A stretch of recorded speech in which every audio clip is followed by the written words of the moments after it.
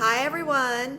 So many of you know that I went to Wharton to get my MBA, and some people have asked, how did you get in to this school? Hi, I'm Trish. I'm a 52-year-old Filipina-American living in the Algarve, Portugal, and here's a glimpse into my life. So if you guys don't know or have never heard of Wharton, it's a business school. Well, it's part of the University of Pennsylvania in the US, and the University of Pennsylvania is a private Ivy League school.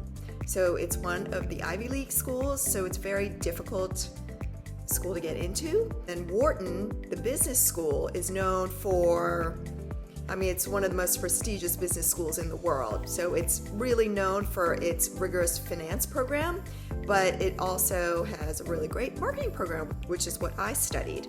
So there's a lot of people, I'm sure there's young people out there who are wondering, oh gosh, how do I apply and get into this school? So I thought I would take the time to let you know how I got in and what they may be looking for, because at some point I was actually doing some Wharton interviewing.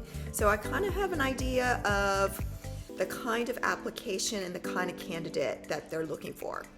So I kind of listed it out. The first is obviously you went to a university, so you got an undergraduate degree and you got good grades. So let's start there. Hopefully you have decent grades. I won't be lying, you can't have mediocre grades unless you've done something incredibly fantastic when you've graduated. But for the most part, they're looking for exceptional students in undergrad.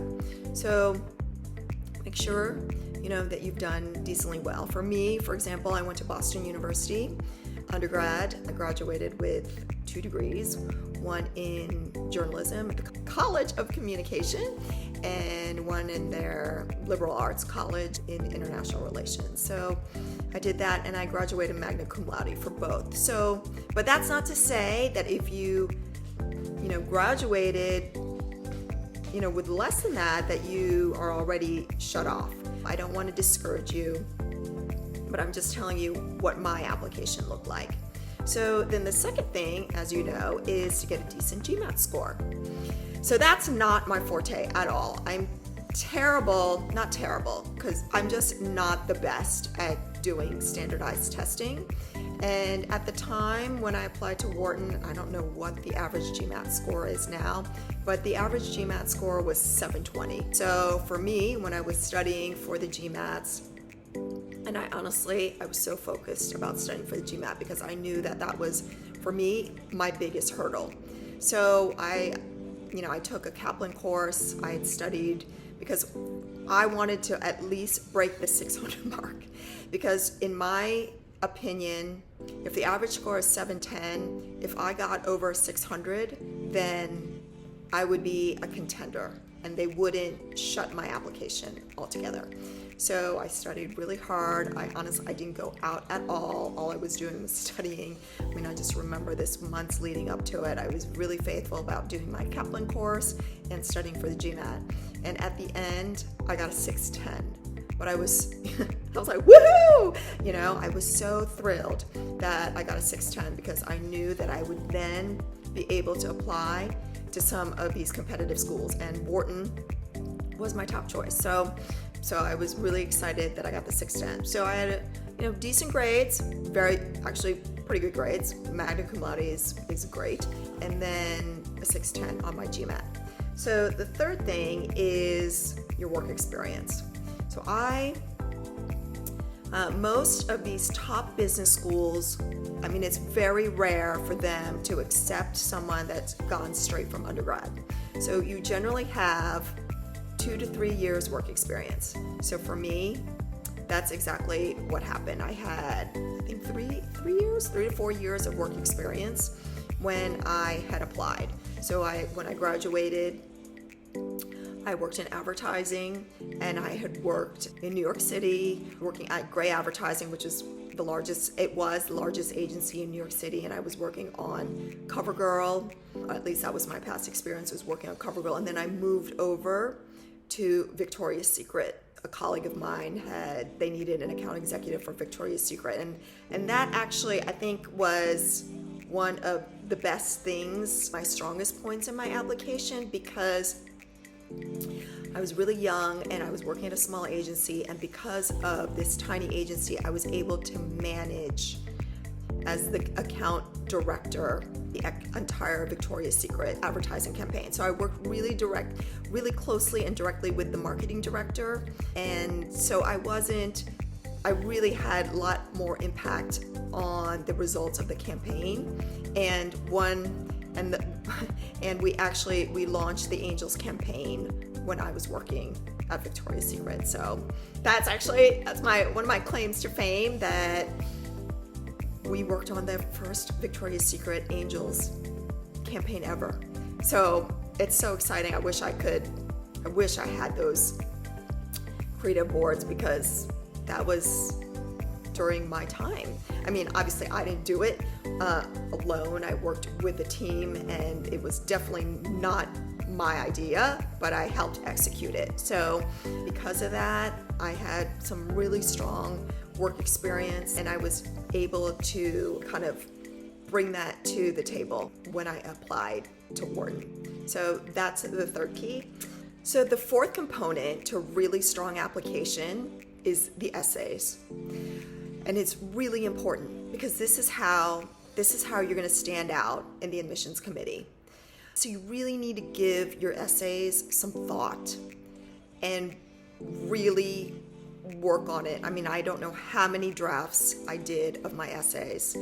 It was, for me, as a journalism communications person going into business school, I knew I wasn't going to have the best GMAT scores, and I wasn't the quantitative person. I was coming in as sort of like a unique kind of applicant, and they call them quants and poets, and I was definitely a poet, because I was not a quantitative person.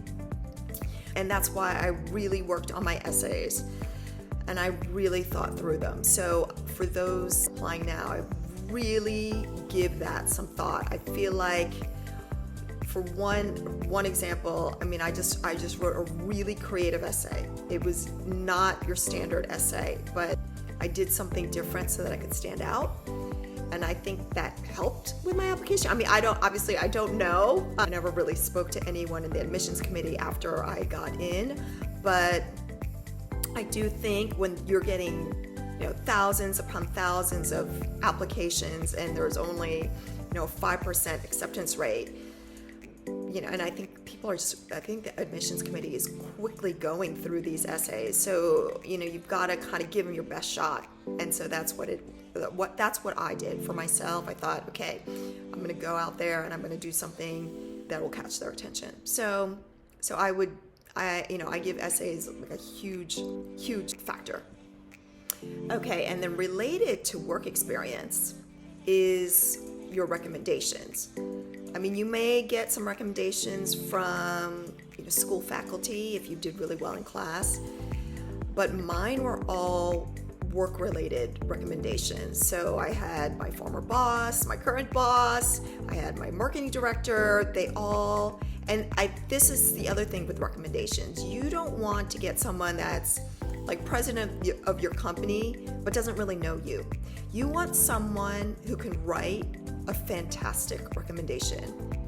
Really talk about your skill set, what you could bring to the table, how you're a go-getter, point out all your unique qualities and why you'd be successful at Wharton or any top business school that you're applying to. Because that is going to be so important to the admissions committee. I mean, they're getting all of these things that you're putting in your essays, your work experience, your educational background. It's all kind of forming who this person is. So again, they don't know who you are, they don't see you, but you've got to, kind of form a picture in their head of an achiever, someone that's going to do really well at school and do great things and also be a great Wharton alum. So for me, I just had fantastic recommendations, really good. And honestly, I would almost put them, I credit my recommendations getting me in. I mean, they're all so important, but I'm just so grateful. I had the most fantastic mentors and bosses, and it was so key for my application. So thank you. And last but not least, you really need to have an interview. I mean, I don't know, maybe some people get in without an interview, but for me, I felt that was the clincher. So I had turned everything in and I could not get an interview date. I'll tell you my story. And I was like, oh no, I don't have an interview. It's missing from my application.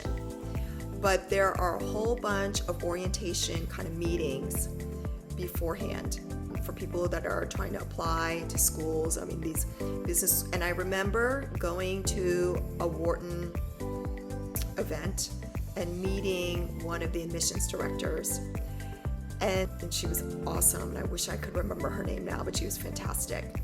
So I had met her, and then I had done everything I needed to do for my application, but I was missing that interview date. I could not secure one online, and because those go. So you got to make sure you got to get one. But at the second event, the second Wharton event, admissions event I went to, I ran into her again, and I spoke with her after she was done, and I said, I'm like, I don't know if you remember me. I spoke to you the first time, but you know, I couldn't get an interview, and I really want to go and be able to speak with you. And she was awesome. She's like, here is my card. Call me tomorrow, and we'll get you an interview date. Oh my gosh, she was a clincher. So I called the next day, and I was like, hi, Trish Buenvenida. I met you yesterday, and I met you before. And she's like, oh yes, I know. Okay, let's schedule that interview.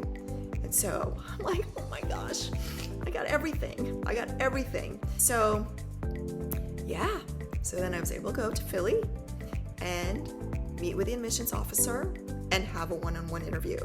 And at that point, they see everything. They have your whole application in front of you. It's just you going there and confirming that and I think that helps. Like, they now see the actual person in front of them after reading their application. So that's it. I got all the points. I got in. Oh, no, I'm telling you, I got waitlisted. So I got waitlisted. And I was like, oh my gosh, I got waitlisted. So,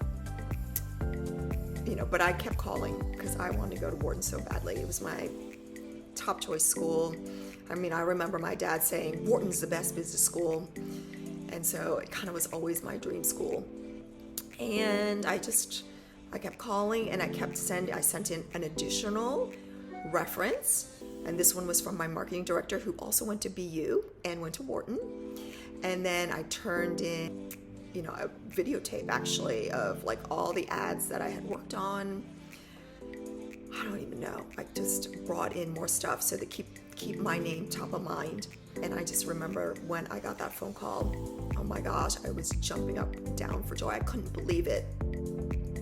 Like, first of all, I got into my top school, my dream school, and then icing on the cake. Then they're like, okay, you're off the wait list. You're, welcome to the next, class of 1999. And also, one of our sponsors was so impressed with your application that they're going to give you a fellowship. So then, on top of that, no joke, I got a marketing scholarship. Yay! So it is possible.